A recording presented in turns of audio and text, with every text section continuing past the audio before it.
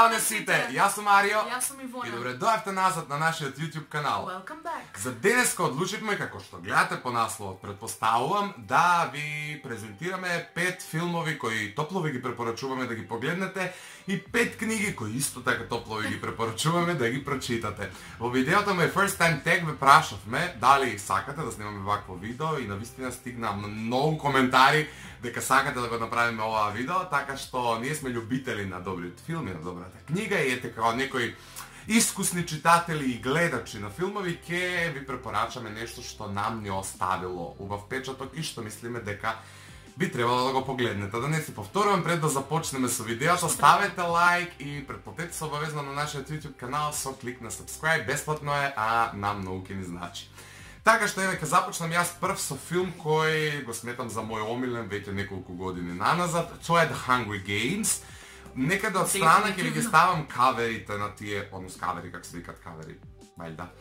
Сликите од тие филмови да можете подобро, ако сакате да ги гледате, да ги најдете, а доколку најдам и линкови, што чисто сумњам, од јас секогаш ги гледам филмовите онлайн, ќе пробам да ви ставам во дескрипција, но не ме држите за зборот и сите сајтови се фул со вируси и не можам никако да дојам до нив. Но The Hunger Games е првиот филм кој топло ви го препорачувам да го погледнете. Станува збор за филм чија содржина е авантуристичка со пропратни елементи на хорор, ајде да речам, трилер, чуден жанр според мене, иако таму е категоризиран, чинам дека како трилер. Но има 3 дела, од кои третиот дел има 2 дела, така да сите се одлични, последниот е малце шакалју. Меѓутоа, ете, ви препорачувам да го погледнете и можеби ќе ве натера да размислувате како што размислувам јас после тој филм. Се согласуваме ако со изборот на Марио The Hunger Games и нашиот прв филм кој што сме го погледнале заедно, Марио секако ми го предложи. Мојот избор е The Hidden Face, односно на шпански La Cura Oculata. Станува збор за драма, љубовна со доза на акција, значи се измешано во едно и хорор, така да топла препорака. Станува збор за дечко и девојка која што не е сигурна во љубовта на својот дечко. Дали е тој филм она што го утепува она? Тој е одличен филм, да. Сега сконтам за кој филм. Значи обавезно погледнете го и нема да зажалите. Да, јас при моите предлози ќе бидам можеби едноличен, од сите 3 филма кои јас ги спремив и се навидум слична тематика.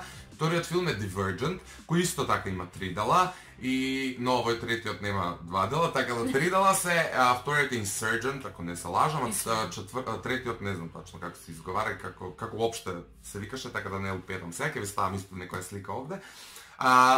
Тој филм е со иста тематика, акција со пропратни елементи на хорор, трилер и така натаму, каде што луѓе пробуваат една друга димензија да се снајдат и да ги пребродат сите оние сценирани природни непогоди, как се викаат, и да ги преживеат. Така што, ете, да не ви го раскажам, да не ви откриам. Да, види малку по... Верувајте во моите препораки, не гледајте трейлери, оти ќе ви се смучи животот. На сите мои милени филмови трейлерите се уби Боже. Така што, ете, ви препорачувам Divergent, одлична комбинација. Мојата втора препорака, предпоставувам веќе го знаете, но јас да си го кажам како умилен. Taken, сите 3 дела сте врв, првиот секако нели? Како најдобар, вториот окей, третиот веќе е досаден.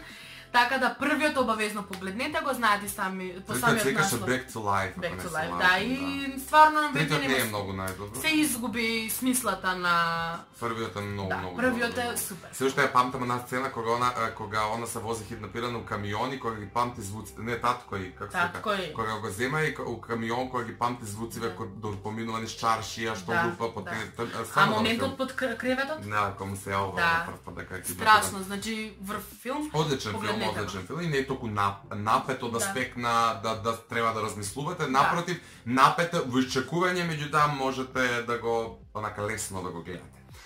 Што се однесува до мојот последен предлог во однос на филм, станува збор за The Maze Runner.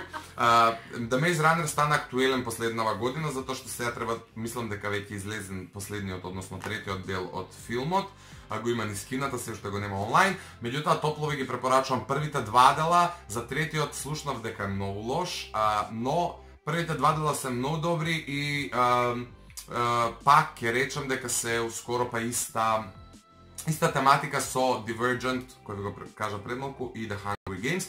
The Hunger Games од сите три можеби е најнака цел пакет. Сите овие се можеби бледа копија на The Hungry Games, меѓутоа се многу добри. Доколку сакате уште такви филмови, можам ајде, пошто ова е топ 5, да не претерувам, но има уште неколку од тој калибар, така да слободно напишете ми во коментар или напишете ми порака на Инстаграм, ќе ви предложам уште такви филмови. Сега да преидеме на книгите. Еве, ајде, Ивона нека предложи прва книга што таа смета да ви ја препорача, па после ја, пошто има малце поголем избор.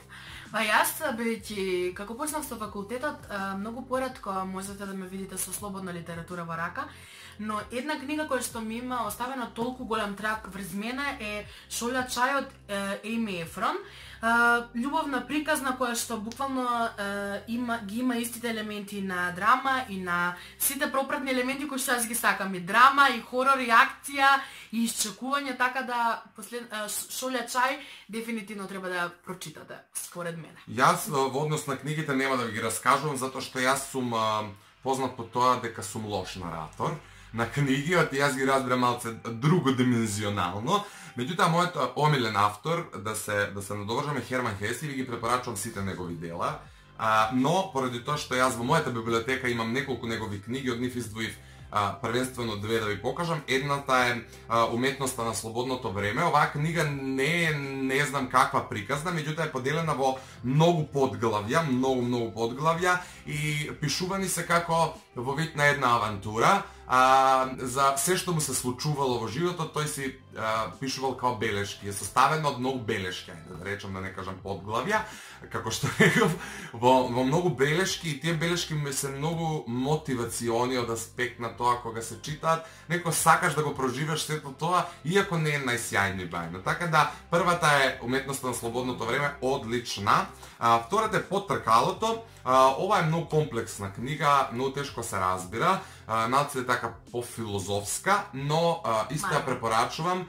Може би не е, ајде да речам, толку разбирлива доколку имате 12-13 години. На таа возрастите нема да ги споредувам, но би го препорачал Пауло Коелјо, затоа што исто така одличен автор, но ајде ќе го ограничам ќе ставам граница помеѓу годините. Јас сум го читал во времето кога имав 13-14 години, не вештерката од Портебејат, вештерката од Портебејат. Оние Вероника реши да умре, нели, прва, па почнуваш од тоа, па завршуваш со... Почнуваш со Вероника реши да умре. Да, и тие книги се навистина окей, но мислам дека во таа возраст еднаш исто така земав да ја читам таа книга на 20 години, не ја почувствав исто, но Херман Хесе и такако автор кој го препорачувам и на луѓе од 40, 50, 60, 70 години. Така да, Под тркалото е исто одлична книга. Следува една книга од авторот, воопшто не го знам, или авторката, Јустин Кордер. Ова е мојата прва книга во животот што сум ја прочитала и намерно ја земав, затоа што ова е омилена книга и на мене и на сестра ми, оти бевме обседнати со оваа книга. Се вика Девојката со портокали. Ставам збор за девојка која својот живот некако го 15 годишно момче, па девојка, 15 годишно момче, животот си го опишува и наоѓа писмо од татко му и така натаму, многу нема никаква врска со филозофија, не е тешка за читање, многу лесна напротив за читање, меѓутоа има многу тешка порака и топло ви ја препорачувам доколку сте во некој период во кој ви треба некакво олеснување. Девојката со портокали, одлично. Не знаеш дека немам прочитано? Не, појма, мене ми е прва, затоа ја земав, не дека е нешто најдобро на свет, меѓутоа земајте предвид каква публика не следи и колку години вие сите имате. Нормално секако постојат и деца од 12 години и луѓе од по 32 години, но суштински не е ограничена годишно книгата, како со возраст книгата, така да топло ви препорачувам. И за крај оставив една книга која сметам дека треба да ја прочита и дете од 5 години, кој ќе научи да чита, и човек од 75 години. Станува збор за тајна, односно Secret.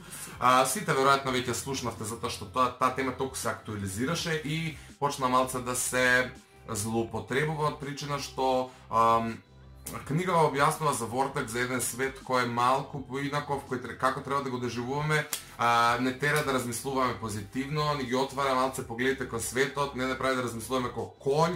И оваа книга комплексот на оваа книга е што може да се разбере на многу начини. Од една страна тоа е добро, од друга страна е лошо, од причина што имам луѓе кои ја ги знам, ја прочитале оваа книга и нивната реакција беше глупост, сек. Така што, доколку ви е полесно, имате, как се вика, на YouTube имате видео, целата книга преточена у видео. Така да верувам дека у 21 век многу ви е полесно да изгубите 2 часа гледајќи нешто, отколку 3 дена да го читате. Книгава е поделена, мислам дека у 4 дела. Јас го имам првиот и вториот дома. Така што, еве ви ја препорачувам, јас го земав првиот дел намерно, чисто да ви го кажам насловот, пошто натаму се менуваат насловите. Тајна е топла моја препорака до сите вас, од причина што малце ќе ве онака. Уште еден предлог од мене, морам да кажам, сега ми текна. Ван тема е најголемиот трговец на светот, Огмандино, дефинитивно топла препорака. Што тоа книга? Да, книга, авторот е Огмандино, кој што има психолошки книги и го чита во периодот 14-15 години, кога бев на раскрстница една во животот толку тешка и многу ми помогна книгата, така да топло ви препорачувам да ја погледнете. Да, доколку сте ги прочитале овие книги или сте ги погледнале овие филмови, сакате други препораки, слободно контактирајте не или напишете коментар долу. Да. Ќе ви препорачам што е во наша моќност, не кажувам дека ова е најдобро нешто што постои свет. Ова е чисто наше мислење, значи да не дојдеме до никакви забуни. Ова според нас се најдобри книги или книги кои не ставиле најдобар впечаток или филмови кои не ставиле добар впечаток, така да ето ова видео беше малце поинакво од се останато што снимаме на овој канал, па некако ни беше чудно, меѓутоа се надевам дека ви се допадна, доколку е така, ставете лайк и претплатете се на каналот со клик на subscribe. Се гледаме наскоро, дечки, уживајте, имајте пријатна вечер.